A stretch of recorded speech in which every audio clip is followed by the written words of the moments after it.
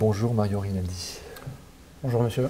Merci d'avoir accepté l'invitation du Républicain Lorrain, ici au cœur de notre rédaction à Voipy. Vous représentez devant nos caméras Nathalie Arthaud, la candidate de Lutte ouvrière pour cette élection présidentielle. Justement, avant de répondre aux questions que nos lecteurs ont souhaité vous poser, un petit tour rapide de la campagne, de votre campagne. Nathalie Arthaud, justement, est créditée de 2% d'intention de vote pour le premier tour. Est-ce difficile de succéder à Arlette Laguillet ? Effectivement, Arlette Laguillet elle a représenté pendant longtemps les idées de lutte ouvrière et puis elle s'est forgée à travers ses idées et puis à travers sa ténacité une certaine réputation. Nathalie Arthaud, elle entre dans les pas d'Arlette Laguillet et elle espère bien poursuivre la trajectoire donc de Arlette dans ces élections, qui est de défendre les intérêts des travailleurs dans ce monde capitaliste. Le démarrage d'hier de la campagne officielle avec la diffusion des clips et de la stricte égalité du temps de parole peut-il peser, selon vous, sur le score de Lutte ouvrière ? Écoutez, je ne sais pas si la différence de temps de parole jouera sur le résultat final. En tout cas, ce qui est sûr, c'est que nous ne sommes pas les plus en avant dans les médias. Bon, maintenant, il y a la campagne officielle, mais bien la campagne, en fait, ça fait très longtemps qu'elle est commencée. Et on n'est pas forcément beaucoup plus passé que les grands candidats. Les candidats, 10 grands candidats. Jean-Luc Mélenchon, pour le Front de gauche, est donné à 14,5% dans les derniers sondages. Nathalie Arthaud le qualifiait ce matin d'illusionniste. N'est-ce pas lui, pourtant, qui capte l'électorat ouvrier ? Peut-être qu'il capte effectivement des intentions de 14% des votes. Bon, nous, de toute façon, nous ne sommes pas du tout sur le terrain de Mélenchon. Nous pensons que proposer un bon gouvernement de gauche aux travailleurs, effectivement, c'est une illusion.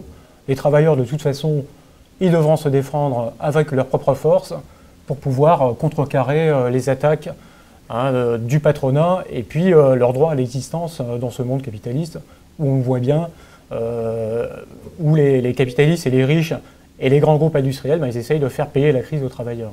Qu'est-ce qui vous différencie justement de Mélenchon ? Il y a tout qui nous différencie, c'est-à-dire que nous ne disons pas aux travailleurs qu'il faut simplement faire la révolution dans les urnes. Nous pensons qu'il faut absolument préparer les luttes de demain avec des objectifs clairs qui permettent de se défendre pied à pied vis-à-vis des licenciements. Vous savez, il y a 1000 chômeurs par jour en plus, il y a une entreprise qui ferme chaque jour, et face à ce drame, face à ces attaques incessantes du patronat, les travailleurs, il faut qu'ils n'ont que leur propre force pour se défendre. Et vous savez, ils ont, de par leur fait dans la société et dans l'économie, ils ont les moyens de pouvoir se défendre collectivement. Et pour ça, ils devront imposer au patronat l'interdiction des licenciements, la répartition du travail entre tous, y compris le maintien des intérimaires au travail.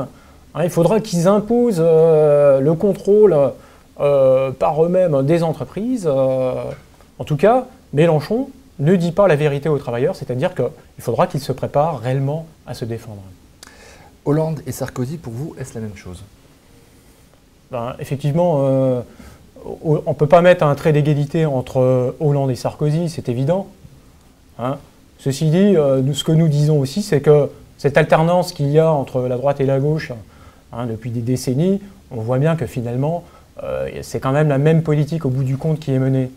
Donc nous, ce que nous pensons, c'est que par rapport vis-à-vis de cela, les travailleurs, finalement, ils sont une classe dans la société et ils ont intérêt à s'unifier et à trouver des objectifs communs qui permettent de se défendre collectivement. Et ils en ont la force. Donnerez-vous une consigne de vote entre les deux tours ? Écoutez, ça c'est la question. Je crois que le premier tour, il n'est pas encore passé. Je crois que le premier tour, c'est le premier tour qui compte. C'est là où on peut dire nos idées, où on peut exprimer les choses. Le deuxième tour, nous verrons à ce moment-là. Alors c'est un pilier important de votre programme. On commence par cette question de Venceslas sur l'emploi. Qu'est-ce que vous préconisez pour la jeunesse qui est actuellement dans la précarité ? Effectivement, aujourd'hui, le problème de l'emploi, c'est le problème numéro 1. Et pas seulement pour tous les travailleurs, pas seulement pour les jeunes. Et ce que nous proposons aux jeunes, c'est ce que nous proposons à tous les travailleurs. C'est un programme de lutte qui permette d'imposer au patronat qu'il n'y ait aucun licenciement et qu'il y ait de l'embauche. hein, et qu'aucun intérimaire ne soit mis sur le carreau et que la précarité finalement disparaisse.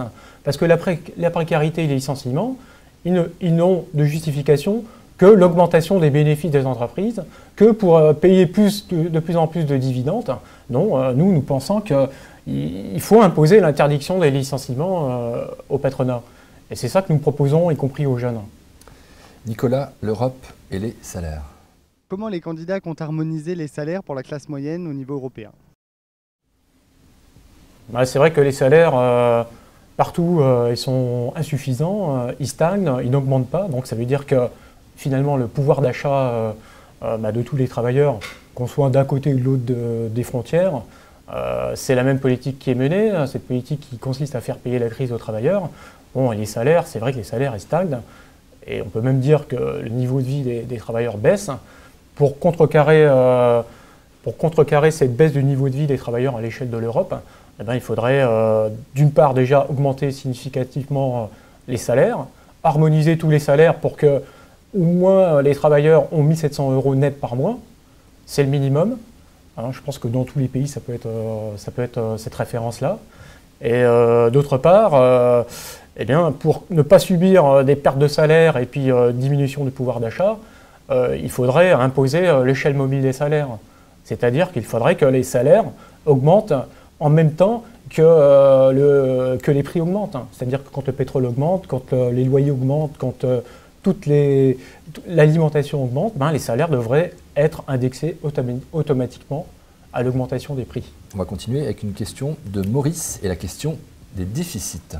La question, c'est de savoir si le nouveau président et le nouveau gouvernement qui suivra un peu plus tard sont décidés à tenir l'équilibre du budget. Écoutez, tenir l'équilibre du budget, ça dépend de quel côté on se place. Si on se place du côté des capitalistes, il est évident que les capitalistes ils disent tout ça, hein, il faut absolument rembourser la dette, etc. Nous, si on se place du côté des travailleurs, nous, cette dette-là, c'est pas nous qui l'avons faite.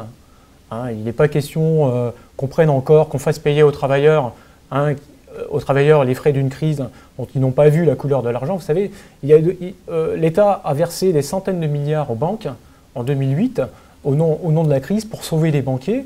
En résultat, qu'est-ce qui s'est passé? Il s'est passé que des banques comme la BNP ou la Société Générale, ils ont fait des profits par milliard. La BNP, 6 milliards d'euros de profit, la Société Générale, 2 milliards de profit.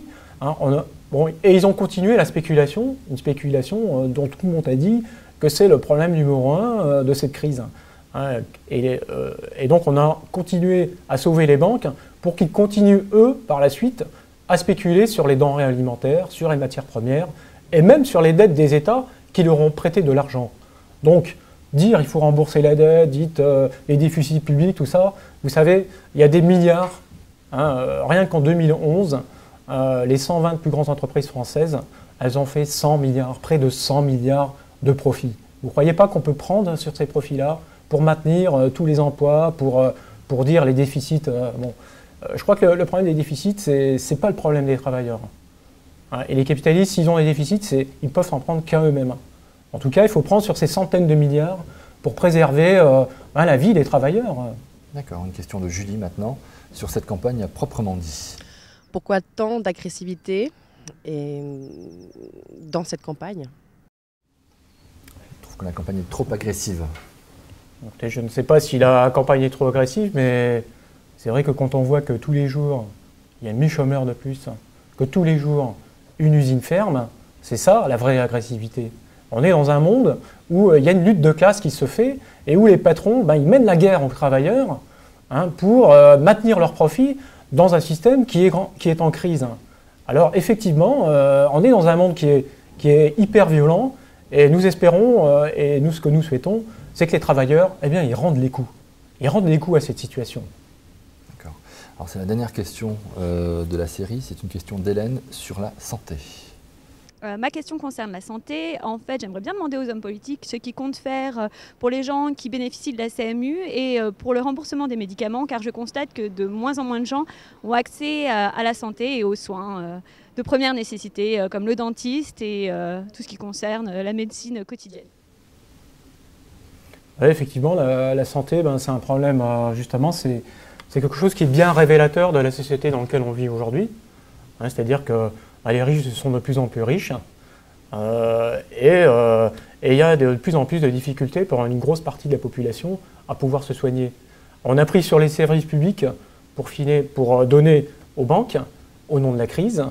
Hein, et aujourd'hui, les services publics, ils sont de moins en moins performants, ils sont de plus en plus appauvris. Hein, et justement, je parlais tout à l'heure que les grandes entreprises françaises ont réalisé en 2011 100 milliards de profits. Eh ben, c'est l'équivalent, vous savez que 100 milliards de profits, c'est l'équivalent par exemple de 300 grands hôpitaux. 300 grands hôpitaux. Alors aujourd'hui, on donne moins de moyens aux services publics, hein, on économise tout cet argent-là, c'est pour donner finalement au patronat sous diverses subventions, au nom toujours de l'emploi. On pense que tout ça, il faut arrêter et il faut remettre justement cet argent public dans les services publics. Alors un dernier mot, si votre candidate était élue présidente de la République, quelle serait sa première décision ? La première décision, c'est évidemment l'interdiction des licenciements. Ça, c'est la mesure numéro 1, c'est le problème numéro 1 de tous les travailleurs. Mais je pense que si elle est en passe d'être élue présidente de la République, ou si même elle avait été élue présidente de la République, je pense que déjà, on verrait des manifestations dans les rues, on verrait en tout cas un grand nombre de travailleurs mettre ces idées-là directement, appliquer directement ces idées-là, puisque de toute façon, nos idées, c'est de dire qu'il faudra que les travailleurs se battent et aient un programme de lutte pour changer la société.